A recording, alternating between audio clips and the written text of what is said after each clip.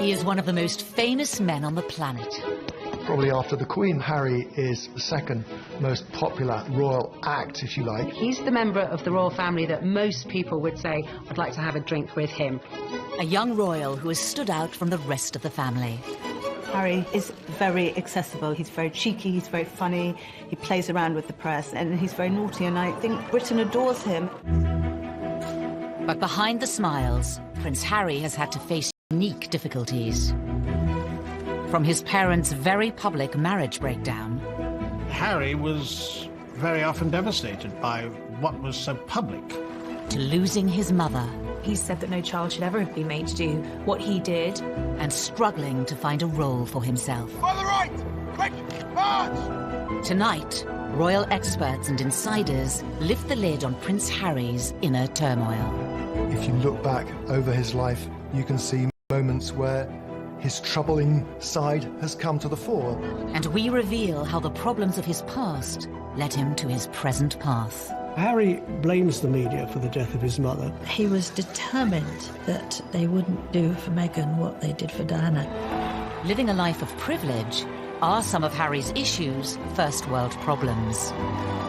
Or has he been expected to suffer in silence in an institution famous for keeping a stiff upper lip? I think he's very warm, I think he's very fun-loving, but I think he's also quite troubled, and he's quite open about that. He is quite conflicted when it comes to balancing his private and public life, and really always has been. He said he wants to be ordinary. He can't be ordinary. He is a member of the royal family.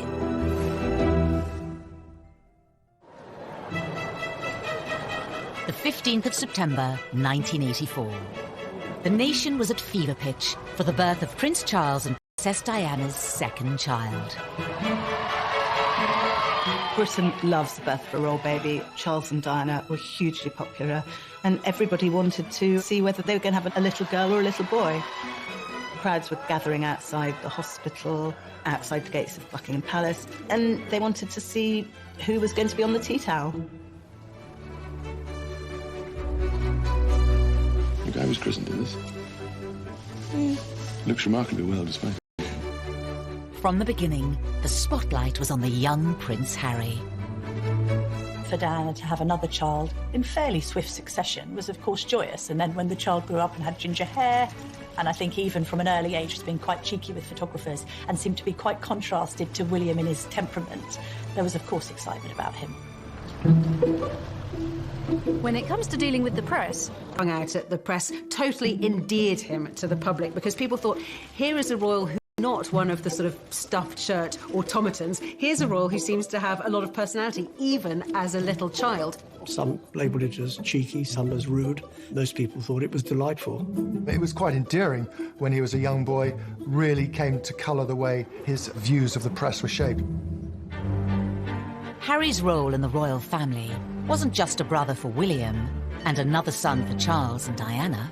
On paper, Prince Harry's start in life was incredibly privileged, incredibly lucky, but actually in reality, being born as the younger brother of the future King of England is a very difficult position to be born into. Of course, they're known rather unkindly as the spare.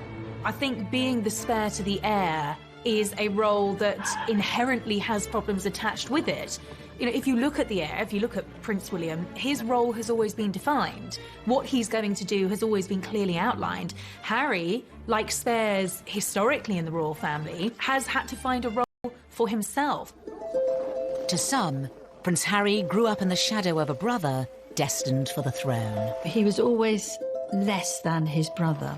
The late Queen Mother used to invite Prince William over for tea and talk to him about his future, and not invite Prince Harry. The Queen Mother always made sure that Prince William was seated in a prominent seat next to her, and Harry never was. Diana would take the two boys to Highgrove in Gloucestershire. And on this particular occasion, Diana was driving. I was sat in the front, William and Harry in the back. You know, they clearly got off to a bad start because they were both arguing before we even left. Harry out of nowhere just said, William, you know, one day you'll be king. I won't. It doesn't matter. Therefore, I can do what I like. You can take that comment two ways. It can indicate envy, if you like, that William's got this great future as king, but also there's an element of, I'm free. I'm going to be able to choose my own role in life. While the young princes may have been aware of their unequal positions, their parents were determined to raise them the same way. Diana was very conscious that she wanted the palace to treat the boys equally and to give Harry as many opportunities that were afforded to William. You know, Diana was very fair about how she treated them. There were no favourites, as I saw it. Prince Charles shared Diana's concerns about making sure the boys shared things in their early years, but certainly other more senior members of the family would privately say, well, this is nonsense. I mean, William is the future. All our efforts must go into educating William. It was William who the Queen would invite for lessons in kingship, if you like, when he was at Eton and she was at Windsor Castle. But while Charles and Diana tried hard to keep their sons happy, their own relationship faltered. That with regret, the Prince and Princess of Wales have decided to separate. Harry had many problems that many people in the West have all the time in growing up in a broken home.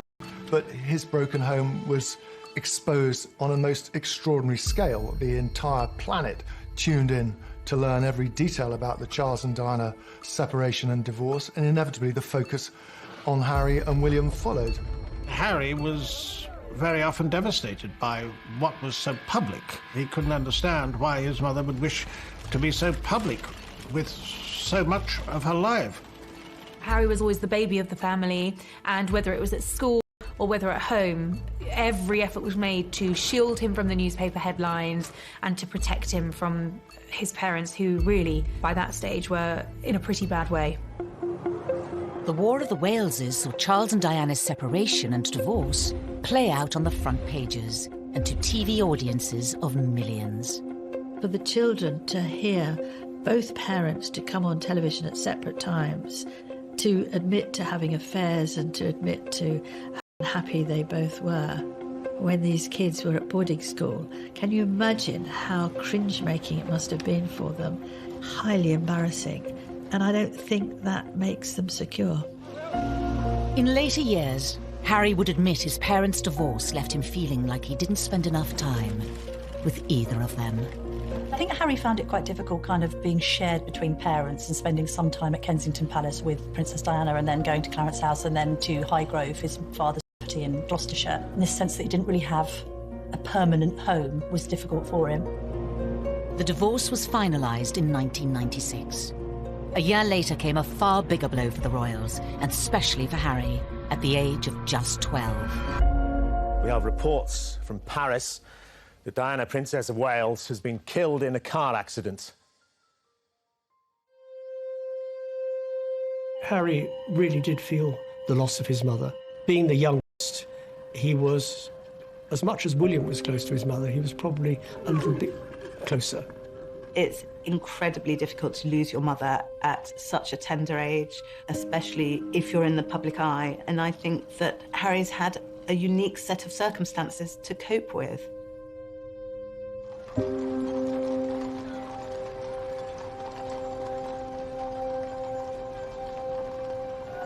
Less than a week after Diana died, her funeral was watched around the world by around 2.5 billion people. I don't think anyone will ever forget the sight of Harry walking behind his mother's coffin, so small, so young, so grief-stricken. But this is part of it's been very difficult for him. There's a mantra within the royal circles that you do not wear private grief on a public sleeve. And they were incredibly brave in the way they presented themselves. All around them, people were caterwauling, weeping, wailing, and anybody hearing that would break down. But no, they didn't. Which was actually very selfish of most people, because somewhere in amongst all that national outpouring of grief, the private grief of the boys got lost. Ever since Diana's death, Harry has been in no doubt about who he blames for the tragedy. I think it was inevitable that Harry blamed the press for the death of his mother. In fact, it was much more grey. There were a lot of photographers outside the Ritz Hotel, but both Diana and Dodi chose to go out that evening. Being part of this family in this role, in this job, every single time I see a camera, every single time I hear a click, every single time I see a flash, it takes me straight back. So in that respect, it's the worst reminder of her life as opposed to the best. For 2 decades, Harry said very little about losing his mother. But in recent years, he has lifted the lid on the emotional turmoil he's been experiencing. He said that no child should ever have been made to do what he did. The experience of that, the trauma of losing his mother, has culminated in years of personal crises for the prince, something that he's struggled with in adulthood. And I think, having spoken so openly and courageously about the impact that losing his mother had on him, we now do have some understanding on just how much that has shaped him. Harry revealed he had been seeing a mental health professional to help him with his grief. It was a big surprise when Harry came out and said he'd had these mental welfare problems, the fact that he'd sought help, treatment. We learned that it was William who had not forced him, but said, you've really got to get some help here. We also learned that he'd taken up boxing to try and control his aggression, and the aggression was a consequence of his mourning, and he was still dealing with his grief over his mother's death. But it would take nearly 2 decades for Harry to seek help. In the years after Diana's death, the young prince would deal with his troubles in a very different way.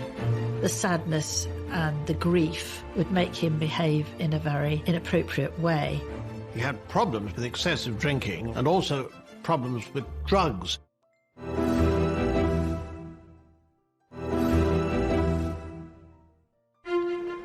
By the early 2000s, Prince Harry was privately mourning the loss of his mother.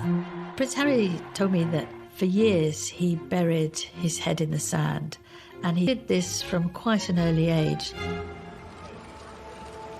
But in public, he was gaining a reputation.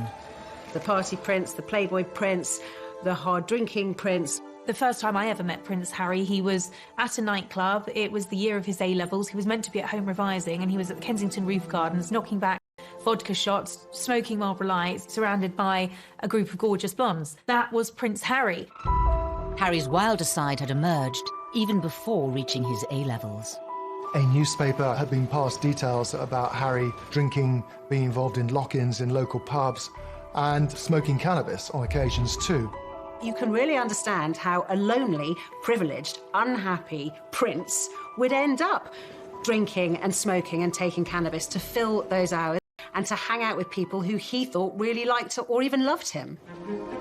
16-year-old Harry was made to visit a drug rehabilitation clinic by Prince Charles to educate him on what could happen if he didn't change his ways. But just a few years later, it wasn't country pubs Harry was visiting. There had been a series of photographs of Prince Harry falling out of nightclubs late at night with various girls and all the rest of it. He was clearly in party mode. In 2004, Harry had an altercation with a photographer while leaving a West End nightclub. There are two sides to that story. On one hand, the photographer saying that Harry lunged at him, possibly after a few beers, and the palace saying that the photographer had knocked him with his camera. Was this kind of behaviour just part of growing up, or did his troubles run deeper? Harry's naughtiness was sometimes just boyish, but other times was really a symptom of his deep grief. It was outlets for his despair, I think. Everything he did was always going to be examined with microscopic detail. He couldn't, in other words, get away with the kind of things that many of his teenage friends could. It was obviously also storing up that sense of resentment that Harry came to have against the media. No one's making judgments, you're just being reported. And actually, some of this has helped to fuel your popularity. People love a royal rebel at the end of the day. Regardless of public opinion, Harry has been open about his feelings towards the media. He admitted to reading coverage about himself when he turned 21. They still upset me and I still read them. Why, I do not know, but I have to read them just for peace of mind, just to know what they've written and to see who wrote it and see who took the photographs, write that down for later. But there was one newspaper report about Harry's behaviour that upset many others. In 2005, while attending a costume party, Harry wore a swastika armband. That was an episode that happened when he was fully protected by the royal machine, and yet it still happened. It was a gradually, sir, this is a really bad decision. Don't wear the Nazi costume. I thought it was actually quite unfair at the time, and I still think it was quite unfair. It was clearly not a political statement. It was clearly a stupid teenager doing a very stupid thing, thinking it was funny. Harry apologised for it. He said it was something that he regretted. It happened on the eve of him joining Sandhurst. The Royal Military Academy, Sandhurst. In May 2005, Harry spent nearly a year here, training to be an officer cadet in the army. Something he'd wanted for a long time. One of the things that we saw very much with Harry growing up was the fact that he absolutely adored the military. I remember him as a 5-year-old strutting up and down the road at Kensington Palace in army fatigues. Harry excelled in his training and was commissioned as an army officer in April 2006. I think Harry found purpose in the army. I think he found safety in the army, ironically, because of course it wasn't safe, but I think he found emotional safety in the army. The army allowed Harry to feel normal. That's what he wanted. It's completely normal. It's as normal as it's going to get. I'm one of the guys. I don't get treated any differently. Even though Harry felt normal in the army, the rest of the world couldn't forget he was a royal. And that brought problems. When he was told he couldn't serve on the front line, he was absolutely furious and wanted to be treated like any other soldier. I have decided today that Prince Harry will not deploy as a troop leader with his squadron. There was a U-turn on a decision to deploy Harry to Iraq in 2007 over safety fears. I joined the army unless I thought I was going to. Simple as that. If they said no, you can't go front line, then I wouldn't drag my sorry ass through Sandhurst, and I wouldn't be where I am now, because the last thing I want to do is have my soldiers sent away to Iraq or wherever like that, and for me to be held back home, twiddling my thumbs, thinking, well, what about David? What about Derek? At that time, everyone else was going to Iraq, and he felt he should too, and it was enormously frustrating for him. Eventually, Harry was allowed to serve in combat zones. In 2008, it was revealed that he had been deployed to Afghanistan. The day he flew out, he was ecstatic, really. He said that being in theatre in Afghanistan, you know, something that most people would find frankly terrifying, was as normal as he was ever going to get, and he loved it for that reason. But his time on active duty was short-lived. A media blackout was imposed on Harry's posting for his protection until an Australian magazine revealed where he was, and he was forced to leave. He'd had his opportunity in Afghanistan cut short. He could see which way the wind was blowing. It was unlikely he'd get another retraining to become a very competent Apache helicopter pilot, and this allowed him to have a second bite at the cherry and to go back out there. On his second deployment, the media were allowed much more access to Harry. Not that he was happy about it. And so what do you think the public perception of Harry is? I don't know, it fluctuates. It depends on what the media want to write, I suppose. I mean, you know, I'm out here doing a job and I really enjoy it. I never wanted you guys to be out, but there was an agreement made to invite you out on the deal that the media didn't speculate before my deployment. That's the only reason you guys are out here. Harry may not have wanted the cameras there, but it did give the world a chance to see him in his element. If you speak to anybody in the military, they will always say he was absolutely fantastic. Being dragged away from my guys, I think it was all done, it wasn't done in the wrong way, but it was just...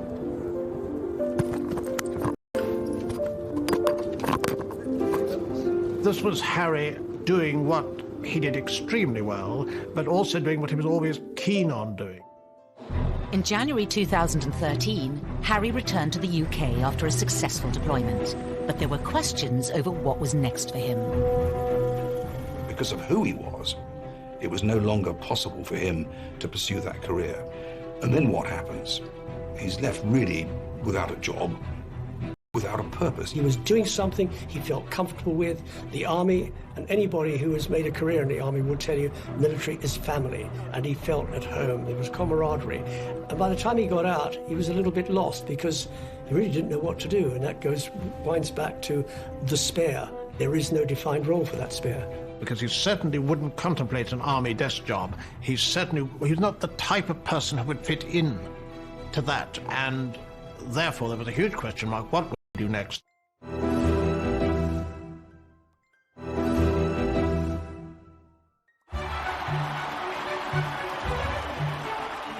In April 2011, the world watched as the future king of the United Kingdom married his queen.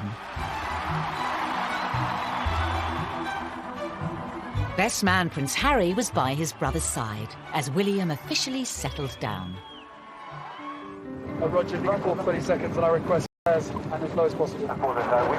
But in between his army tours, was Harry ready for the same thing? They're still talking to me. Or did he still have some growing up to do? The Americans arrived, all is well in the Empire. It didn't seem then that he was yet quite ready to settle down. Oh, there it is. Yes, Harry was a prince, but he was... 2012 was, of course, Harry let loose in Las Vegas. In a Las Vegas hotel, however, it is most unwise to play strip pool. According to the advertisement, what goes on here stays here. In Harry's case, it certainly didn't. Once again, Harry was front-page news for all the wrong reasons. For some, it was Harry the lovable rogue. The tabloids ran the images of him basically stark naked, covering his crown jewels, I think. There was no wrongdoing there. It was a bit of harmless fun. And what's been interesting about Harry is actually quite a few of these episodes have endeared him to the public even more. But Harry was still struggling to reconcile the role he had been given at birth and the man he was becoming. Probably let myself down, let my family down, let other people down, but at the end of the day, you know, I was in a private area and there should be a certain amount of privacy that one should expect. But, you know, it was probably a classic example of me probably being too much army and not enough prince, is a simple case of that. After Harry's second tour of Afghanistan, he found a way to combine being a prince with his passion for the military. Your stories move, inspire and humble us. You prove that anything is possible if you have the will. Welcome to the Games. Welcome to Invictus. He founded Invictus Games, helping disabled and wounded men and women from the services. Invictus was also a way for Harry to address his own troubles, as Angela Levin discovered when she interviewed the prince. I said, well, my first question, Your Highness, is that I've seen you on so many occasions with people who are damaged, with young teenagers, ex-servicemen and women, and you are completely brilliant with them. You know what to say and the way to say it. And I wondered whether you were using these occasions to also help yourself with your own mental health issues. Absolute silence, and I thought, help, I'm going to be thrown out. Seemed like ages, and then he said, that's a really big question. Silence. And he said, you're right, of course. He felt that he was helping others who were probably suffering the same as he was, because those in the Invictus Games, they're also suffering. This was Harry's way, undoubtedly, of continuing links with the military, which he wouldn't do from a desk job, but wanted to do in the wider world, following his mother's footsteps as well for charitable activities. Harry had created an outlet that gave him a purpose and allowed him to help others. But what about his private life? His relationship with his brother was always close. Every year, he is the one person on this earth who I can actually really, you know, we can talk about anything and we understand each other and we give each other support and everything. They were two peas in a pod. They looked out for each other. We're brothers, not lovers, right? There's a difference. It's a bit weird. For some, Harry gaining a sister-in-law highlighted the need for him to move on and find his own partner. Inevitably, there was sort of a little bit of gentle mockery about him as a sort of the third person in the marriage of William and Kate on this occasion, of course, because they were so close, they did things together. There's an awkwardness to that scenario, a couple trying to carve their own path as newlyweds, and then a prince who's got a great deal to offer, and which takes precedence and who's more popular when it comes to the press, and how does that work in tandem? So I think there was always friction in that regard with the three of them. I think what changed things for Harry was William having his own children, and Harry looking on at Kensington Palace where they were neighbours and thinking that he probably wanted that for himself. It's fantastic to have another addition to the family. I only hope my brother knows how expensive my babysitting charges are. It was always inevitable that Harry was going to want to live his own life. Oh, put some effort in. It's the wizard, never the wand. But for Harry, finding a princess of his own would prove difficult. The first love, Chelsea Davy, the girl that he met in South Africa, fell head over heels in love with. She had 8 years to look into the goldfish bowl of royalty and to realise absolutely this wasn't the life for her. He lost Chelsea because she didn't like to be in the spotlight. Harry was disappointed, but he was very much younger, and this was probably his first love, and probably a love that was not going to go anywhere. That was swiftly followed by a relationship with Cressida Bonas, who was a budding actress. And she too didn't like the idea of media intrusion. Media's got a knack of destroying relationships, and she didn't like media intrusion and really did want to pursue her acting career, and she walked away. For years, Harry was troubled by his position and the scrutiny that came with it, which would scare women away. And it's quite sad when he's one of the world's most eligible bachelors, and at the same time not seeming to be able to find somebody who will take on the job of being in the public eye. There is this sense that they loved him but didn't love the idea of being royal. Then Meghan Markle entered Harry's life, offering him a genuine chance at happiness.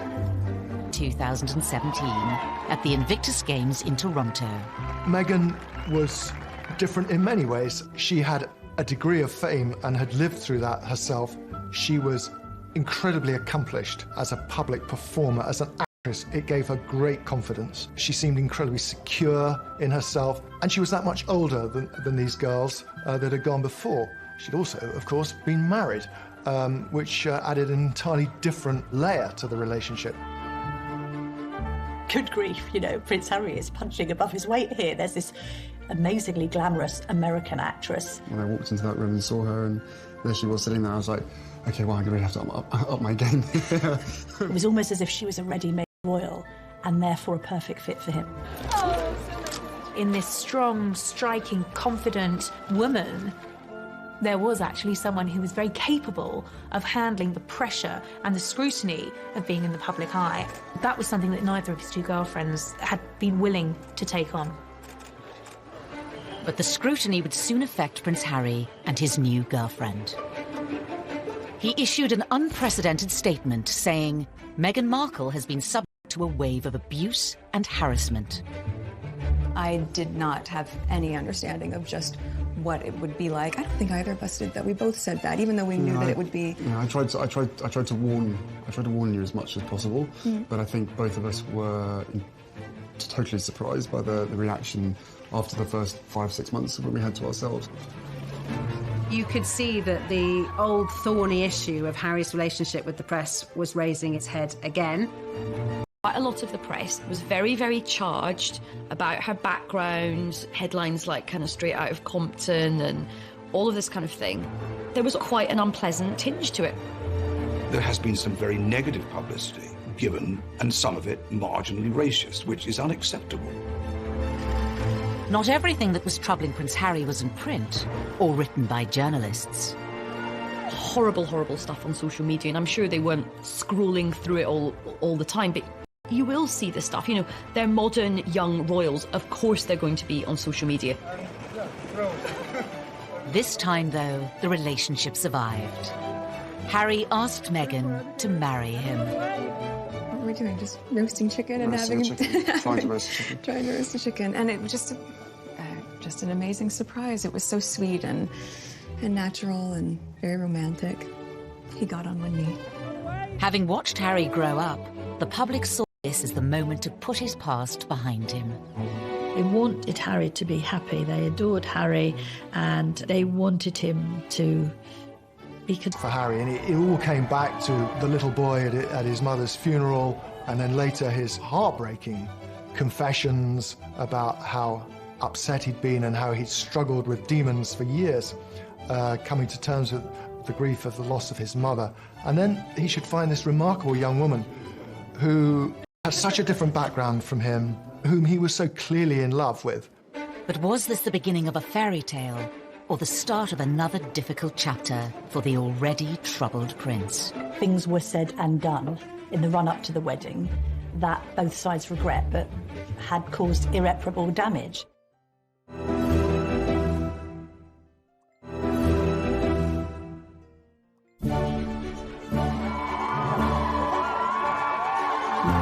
19th of May 2018, all eyes were on St George's Chapel in Windsor.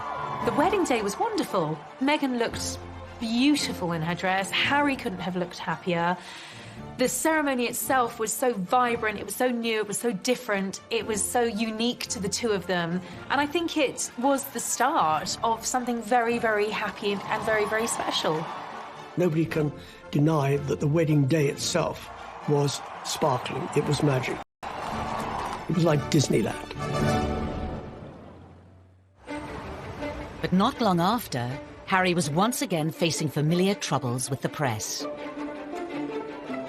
The wheels started to come off amid suggestions that the couple had been a bit difficult over the planning of the wedding, and that demands were being made that perhaps weren't quite in proportion with their place in the royal pecking order.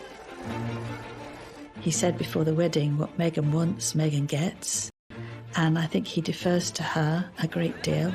She's a very confident, articulate woman who's done very well for herself. But I think she has no idea of the sense of duty, which is understandable because she's never been a member of the royal family. But she won't be confined by protocol. The level of perceived criticism against Meghan is something many say has had a profound effect on Harry. He saw echoes of what had happened with his own mother and thought, I'm going to speak out about it. And I know a lot of the press were very, very angry about this. Lots of people were saying, how dare he have the temerity to break this code, that you would never, ever complain. But unlike other members of his family, Harry has not always observed the royal code of silence. After the birth of his and Meghan's son Archie, he became even more defiant. I will always protect my family, and now I have a family to protect. Everything that she went through and what happened to her is incredibly raw every single day. And if anybody else knew what I knew, be it a father, be it a husband, be it anyone, you'd probably be doing exactly what I'm doing as well. I think Harry fears that there will be parallels between his own relationship and that of his mother, and he's very keen to protect Meghan and Archie. I mean, I have the two best guys in the world, so I'm really happy. Harry is so protective of Meghan because of his mother and this idea that he doesn't want any other woman in his life going through what Diana went through. The trouble is with that is he has rewritten history somewhat, because although there was undoubtedly a hounding of Diana, there was also a manipulation of the press. In the eyes of some, criticising the press for criticising them hasn't always been warranted. Meghan flew to New York for a baby shower. Now, nothing wrong with going to a baby shower. That's what Americans do. We don't do it so often in the UK. But she flew over a private jet. What's wrong with a commercial jet? They went to Ibiza and the south of France in private jets. What's wrong with commercial flights? And that's where they were getting criticised, because they'd been preaching climate change, they'd been preaching the environment, they'd been preaching global warming and doing all the things that they shouldn't be doing. Everybody deserves a critical word written about them. Nobody should be above reproach. The press accused them of hypocrisy, and there's no question also that they weren't, it seemed, listening to advice or paying much attention to precedent. All of this made the atmosphere very unhappy. While the press levelled criticism in public, behind palace walls, Harry was allegedly facing troubles of a much more private nature.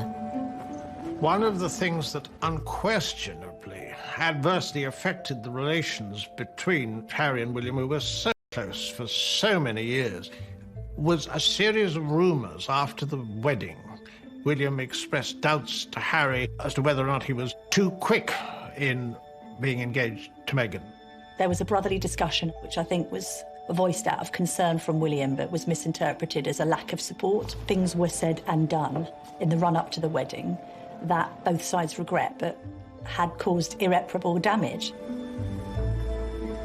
Was Harry losing the one person he could trust? The brother he was so close to throughout the troubles of his childhood? There are also clearly unresolved issues and a distance between the two brothers that has never been there before.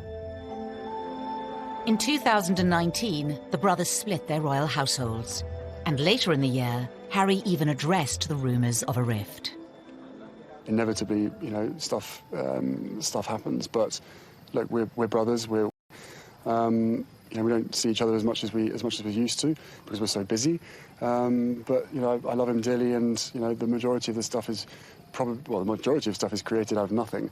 But you know, it's just, as I said, as brothers, you know, you have good days, you have bad days. The writing was on the wall. It was, in effect, a declaration of independence. The Duke and Duchess of Sussex have announced that they are carving out what they call a new role for themselves. They intend to step back as senior members of the royal family and work to become financially independent. In January of 2020, Harry and Meghan announced they would be stepping down as working royals. Prince Harry and Meghan had been out in Canada over Christmas trying to work out how they wanted to proceed into the future. I think Meghan and Harry decided to step down as working royals because they felt that they were being constrained by the palace system. Once Meghan and I were married, we were excited, we were hopeful, and we were here to serve. For those reasons, it brings me great sadness that it has come to this. This is unprecedented. It is an abdication in all but name. It's pretty seismic for the House of Windsor. There was a sense of being hurried about it, and I don't think the Queen, for one, was quite ready for it to come out as it did. After negotiations with the Queen, it was decided Harry and Meghan would lose the title Royal Highness. They would no longer receive royal funds. The official departure date was set for the end of March. But it seemed Prince Harry was keen for the new chapter of his life to begin. Before giving a speech in Edinburgh, Ayesha Hazarika was the first person to introduce the new, titleless Harry to the world. I met him, and what happened was I was going into the room and I was very unsure about what to call him. I mean, his advisor just said, look, just call him Harry. Just call him Harry. And he's made it clear that we are all just to call him Harry. So, ladies and gentlemen, please give a big, warm Scottish welcome to Harry. I turned him from a prince into a commoner. I have that effect on people. But it was actually very fitting because this was him ending one period of his life and beginning a new period. Harry and Meghan's final royal engagement was in early March, and for some it seemed the prince's troubles were still on display. To use common parlance, the Commonwealth Day service was #Orcs. There was quite a lot of tension there. There was some interesting body language with both of the brothers studiously examining their programmes and not really talking at all. Meanwhile, Meghan's there with a megawatt smile, trying to make the best of things. The lack of warmth between them was, well, yeah, I mean, from... The couple planned to split their time between Canada and the UK. Whether it will solve Harry's troubles remains unclear. We will see whether or not that brings the contentment and the peace that they're seeking. He knows in his heart what he wants to be. He said he wants to be ordinary to me. He can't be ordinary. He is a member of the royal family. Wherever he goes, he will be known as a member of the royal family. It's still unclear how the couple's new life, away from palaces and courtiers, will pan out. The Queen has made it very clear that she would always welcome him back, and the arrangements where they have to drop the titles and not receive the sovereign grant and all these restrictions are only for a year, and after that it's going to be looked at again. So they're really under the watchful eye of the royal family for the first year, which they probably don't like at all. The future for Harry and Meghan poses many questions. Will they be free to speak their mind? Recently, Harry was caught off guard by Russian comedians in a prank phone call in which he spoke candidly, unaware it was a hoax. I don't mind saying this to you guys. I think the mere fact that Donald Trump is pushing the coal industry so big in America, he has blood on his hands, because the effect that has on the climate and on the island nations far, far away, again, out of sight, out of mind. I think he's definitely going to be off the leash. I mean, I don't get the impression he's going to be sort of gratuitously, confessing all, but there will come a point where I think the lid will get lifted on this whole saga. Despite his popularity with the British public, Harry has long been a troubled prince. Will his dramatic break from the royal family finally allow him the freedom to start a new life and leave his troubles behind? Maybe it'll work for them. Maybe he'll be a much more relaxed and happier man. They will be missed in the UK, and I just hope they find themselves and they are equally as successful as they have been. There is a great sense of loss, that this is Britain's loss, this is the royal family's loss at the end of the day, and it's North America's gain.